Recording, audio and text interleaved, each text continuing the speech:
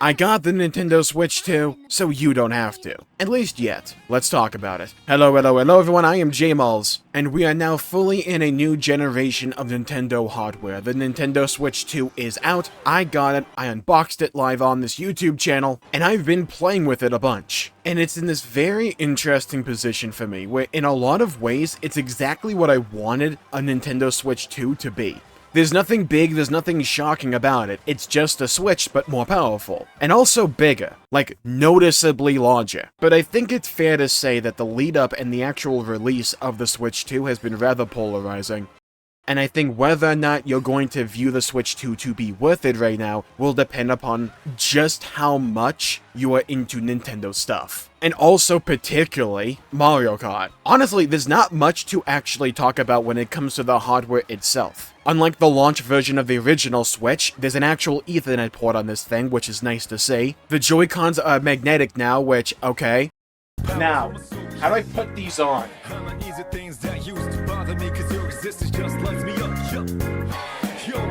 Oh, that's way easier. Okay, you just actually like snap it on. Holy magnets. But I think talking about all the minute differences between the Switch 1 and the Switch 2 when it comes to the hardware is kind of missing the forest for the trees here. If you simply want a Switch that is more powerful, that is what the Switch 2 offers.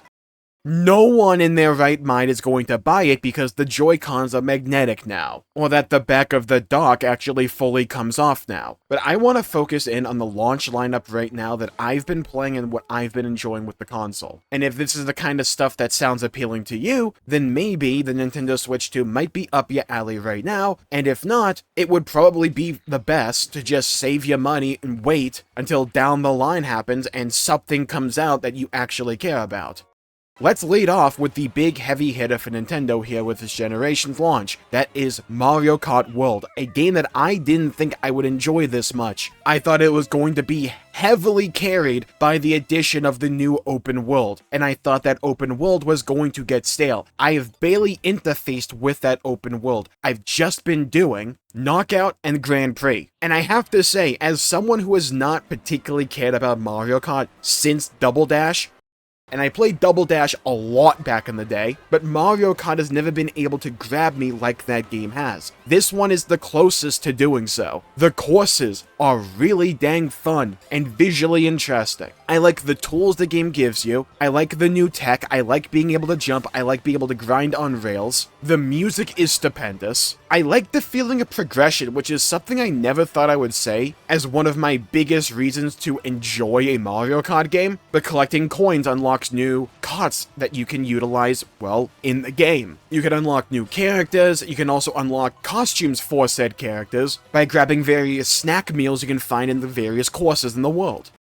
The UI for this game, at least when it comes to getting into a race, is god-awful, and I don't know what Nintendo was thinking when it comes to the character select screen, just having all the characters and their costumes listed out. It's weirdly cumbersome and doesn't look good, but looking past that, the actual meat and potatoes, the important stuff for this game, I think they get right. And I've been finding myself going just one more Grand Prix, just one more Grand Prix. I can just keep going. It's fun, it's enjoyable, and if you like Mario Kart, maybe if you're more of a traditionalist when it comes to Mario Kart, you may have some more issues when it comes to World, but if you just enjoy the simple act of racing in a Mario Kart game, I think World does a really good job of doing that.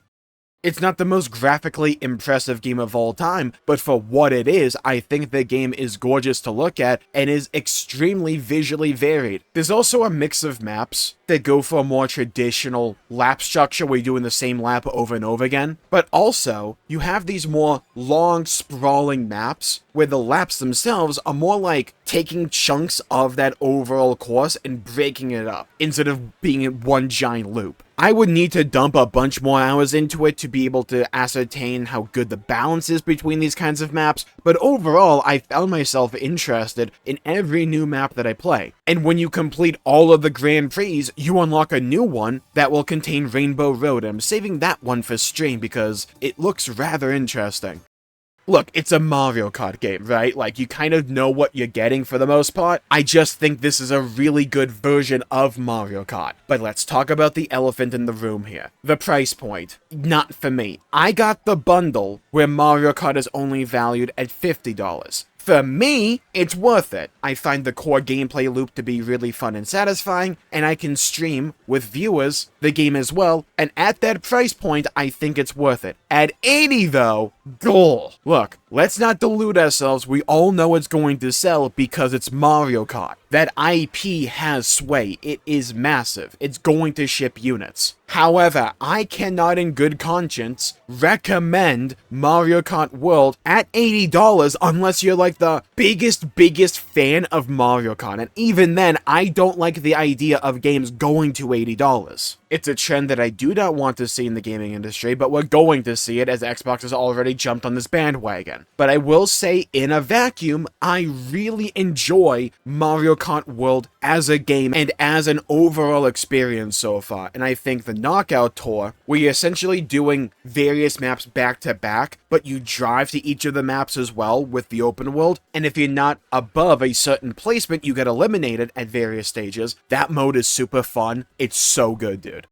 Like, as a game, I think Mario Kart World is really dang good, and it's a shame that we have to talk about that $80 price tag about it, instead of just talking about how good this game is. It's a really dang solid Mario Kart, in my opinion. And that's coming from someone who is not the biggest fan of Mario Kart. I barely played 8, and like I said, I haven't really played a bunch of Mario Kart since the days of Double Dash. This one makes me want to play more and to continue coming back to it. But let's move on now and talk about, before we talk about my favorite game on the Switch 2 so far, let's talk about old Switch games. And the focal point of this discussion will be Breath of the Wild. However, a lot of the points I'm going to be making for Breath will apply to a bunch of other games, but not all. Breath of the Wild and Tears of the Kingdom, though I've only played Breath on the Switch 2, have upgrade packs to enable higher resolution and also frame rate, to basically make use of the better hardware the Switch 2 has in comparison to the original Switch. Breath of the Wild, at least, looks gorgeous. It's Breath, but more clear, more vivid, and also way more smooth. You feel that 60 FPS because, well, it's 60 FPS. The game does fundamentally play better as a result of that, and it feels more enjoyable to interact with and to play. I noticed early on a couple frame rate hiccups every now and then, but they started to smooth out as I got further in the Great Plateau. I can't speak for all the different regions because I'm on a fresh new save here, but if you wanted to play Breath of the Wild, and I would imagine the same logic applies to Tears of the Kingdom and these other games, if you wanted to play these games at a higher frame rate and at a higher resolution, the Switch 2 provides that. It's kind of what you expect them to be. I haven't utilized the Zelda Notes app at any of those other functionalities yet, but like, I really enjoy Breath of the Wild. And it's a good reason for me to want to sink a few more hours into it and possibly just replay it. Not all games have this benefit though. My favorite IP Nintendo has currently is Xenoblade Chronicles, which is also my favorite IP in all of gaming. But those games have not been updated to run at, say, higher resolution and higher frame rates. They're more stable, sure. However, if you're not actively wanting to play one of these way more popular games, like Breath of the Wild, like Tears of the Kingdom, like the Kirby game, etc., etc., those are the games that Nintendo has prioritized to utilize the hardware at a price point. I said it before when PlayStation did it, and I'm gonna say it again when Nintendo does it. I do not like the idea of charging to be able to play the game at a halfway decent frame rate. As someone who has recently upgraded my PC, I didn't have to go back in my Steam library and re-buy a bunch of games just so they would play while utilizing my new hardware. It's stupid as hell that this is becoming normalized in the console scene, on top of having to buy online. However, those can easily be topics for videos all by themselves. I will say I am strongly against the practice of, one, paid online to begin with. I know it's not a new thing, but still, it doesn't make it good just because it's been going on for a while. But also, two, I do not like the idea of having to buy these upgrade packs, or having to have Nintendo Online to make use of these upgrade packs instead of buying them. Basically, there's two ways to play Breath of the Wild and Tears of the Kingdom with the upgrade packs. You can either just buy the upgrade packs, or you can have Nintendo Switch Online and the expansion pass. In my opinion, it should just be free. And again, it's a shame that these really cool features and these really cool upgrades can't just be appreciated by themselves because Nintendo, especially with this generation, feels as if they're trying to siphon off every dime every single player has. It's kind of the overall theme for the Switch 2 for me. The stuff that is there is really good, it's just everything surrounding it, especially when it concerns the price point. But playing Breath with the upgrade pack, that's an enjoyable experience. If you didn't like Breath of the Wild before, I highly doubt you're gonna like it now, but if you wanted an excuse to play it or to play it again, it's a decent one. Now let's talk about the biggest disappointment when it came to the Switch 2 for me on launch day. That was the Gamecube Online that comes with Nintendo Switch Online in the expansion pass. The glorified emulator thing they do, right? Launching with 3 games is incredibly disappointing. Those 3 games are pretty good. The F-Zero game, Wind Waker, and Soul Calibur 2. Good games, don't get me wrong. But dude, really 3 games? And you get kind of baited when you first load it up because it's just 3 games, but there's 6 listings because they do like the regular version and then the European version. So you're like, oh dude, 6 games. Oh, wait a minute. It's like when you open a bag of chips and half of it's just air. It's kind of the same feeling. It's also just another kick in the balls about Wind Waker. I don't know why they haven't ported Wind Waker HD and Twilight Princess HD from the Wii U. I'm hoping that happens at some point throughout the Switch 2's lifespan because those are both great games, and only having access to Wind Waker on the Switch 2 through this emulation, which again is offered with the paid online, just feels wildly disappointing conceptually. We don't need to dwell on that part too much though, because I want to talk about the standout thing for me when it comes to the Switch 2. The freaking 3DS game. Let's talk about Bravely Default Flying Fairy. Bravely Default, originally, like I just said, was a 3DS game, and it was designed in a lot of ways to kind of capture that feeling of older Final Fantasy games. You know, considering modern Final Fantasy kind of just does whatever it feels like doing that given day. But Bravely Default garnered a cult following on the 3DS, however, it being a 3DS game, it didn't manage to capture the widespread appeal that Final Fantasy used to have. And despite Square Enix talking about going fully multi-platform and really embracing being multi-platform, it's really funny that this is a Switch 2 exclusive, at least for now. However, I've been playing only a little bit of Bravely Default. I'm not even that far into the game, but I've already fallen in love with it. It's charming. I didn't think I would like the art style, but I've grown to appreciate it, even in these early hours. But honestly, it's not the game itself that puts Bravely Default in this position to be my favorite thing that I've been doing on the Switch 2, because honestly, it is close with Mario Kart. However, Bravely Default has minigames, and they may sound really gimmicky, right? A rhythm game in a more arcadey style, fly the airship, but like manage all the chaos that's going on here. What really won me over here was the utilization of the mouse controls for the Switch 2. I am a believer.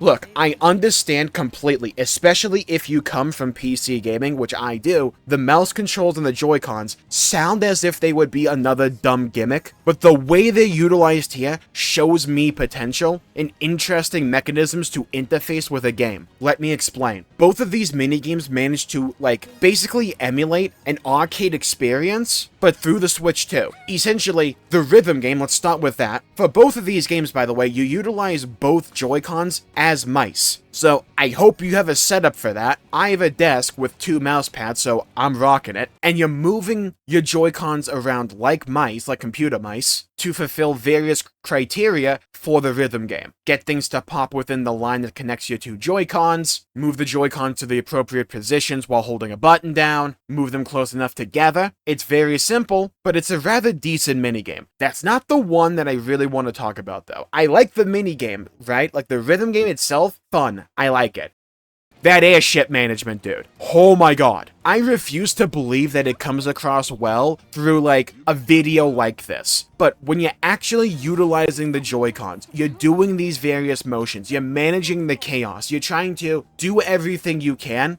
Yes, it's gimmicky, but in a good way. trying to steer the ship by moving the Joy-Con around as if it's a wheel, and moving it in circles in the appropriate direction, while trying to gain altitude or descend with the other one, or having to grab a fly swatter, swat various flies off the screen, or having to input various codes with the other mouse as you're trying to steer the thing with the other one. The best metaphor I can give for this is, you know the old challenge, rub your belly while you pat your head? Imagine if that was taken up to 11, because that's this minigame. And while it's just utilized for a fun little minigame here, and you can go after like high scores and stuff like that, I'm just thinking of the potential when it comes to the kind of games we could see that utilize this functionality appropriately.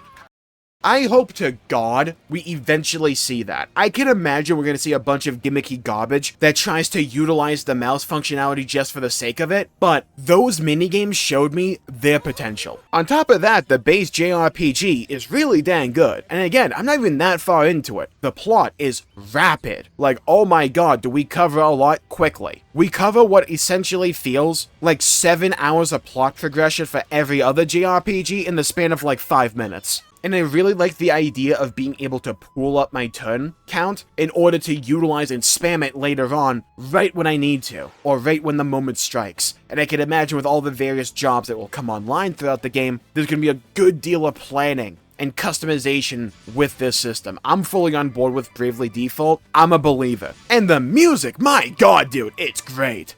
This is the first generation, at least when it comes to regular consoles, in a while for Nintendo, where they haven't gone for a big new gimmick. We went from the Gamecube, to the motion controls of the Wii, to the giant tablet of the Wii U, and then the hybridization of portable gaming with traditional console gaming that the Switch offered, and we're just iterating on that concept with the Switch 2 here. It's a bigger, more powerful Switch. If that appeals to you, then I can see the Switch 2 being worth it for you. If the games on offer right now on launch don't particularly strike your fancy, then I would say wait it out. You know, assuming the price point doesn't go up for whatever reason. If you are looking for anything but just a more powerful Switch, you're not gonna find that here. Oh, also, just to put this out there, if you get the bundle of the Switch 2 with Mario Kart World in it, it's not a physical version of Mario Kart World, they just give you a code that you input in the eShop. I don't particularly care that much about physical versus digital. I know some people do, so just like bear that in mind. You know, I'm coming from PC gaming, I kind of been down this road before.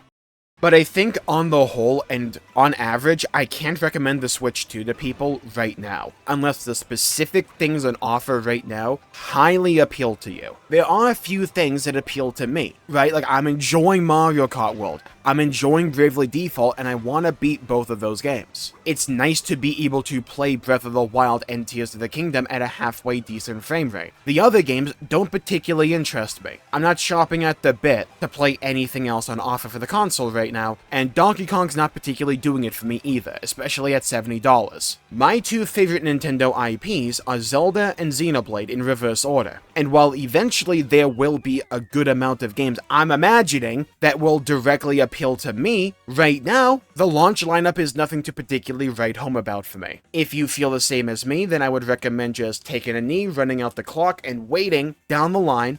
You know, again, assuming prices don't go up, for whatever reason. Wait until the console actually has stuff that you particularly care about. Not every Switch game has the tender love and care that they put into Breath of the Wild and Tears of the Kingdom when it comes to having high resolution and frame rate. Not every game is making full use and advantage of the newer hardware. But I think the Switch 2 has some promise. It has a decent enough power level for what I am looking out of Nintendo games. I like the fact that Joy-Cons can be utilized as mice. That makes me more inclined to actually check out Metroid Prime 4. I think Nintendo has a few good things going for it. However, bad PR, high price points for accessories and games, let alone the cost of the console itself, that's going to put some people off of it. That's going to make people hesitant. Not to mention the absolutely horrid PR train Nintendo has going on right now when it comes to the Switch 2, and the whole game key fiasco, and people concerned that physical games are going the way of the dodo, whether or not you actually own your Switch 2 or not. These are just L's Nintendo didn't have to take if they just had better communication and didn't engage in quite a few of these practices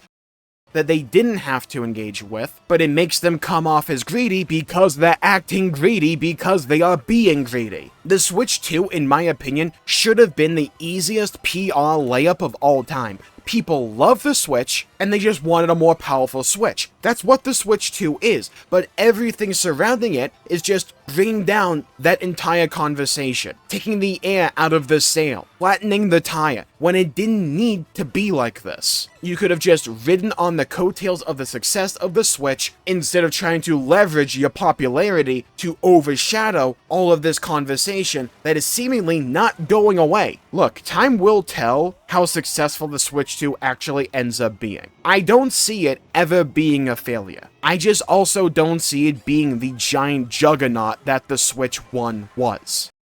And I'm sure we're going to see quite a few of these business practices rear their ugly head yet again when the other console generations come online, with Xbox and PlayStation, and if those companies try to incorporate these business practices themselves, we're gonna have to have these conversations again. It's just disappointing. And in a lot of ways, it feels like Nintendo fumbling what should have been the easiest layup of all time, just because they think they can get away with it. And time will tell if they actually can get away with it. Thank you all for tuning in, stay safe, have a great day, leave a comment down below with if you got a Nintendo Switch 2, why did you get it, and what are you looking forward to it, and what are you enjoying about it? Or are you not enjoying it? And if you didn't get a Switch 2, tell me why. I would love to hear your thoughts and hear your opinions and to hear your perspectives. Stay safe, have a great day, go play some video games, and I'll see you all next time. Bye bye everybody, until we meet again.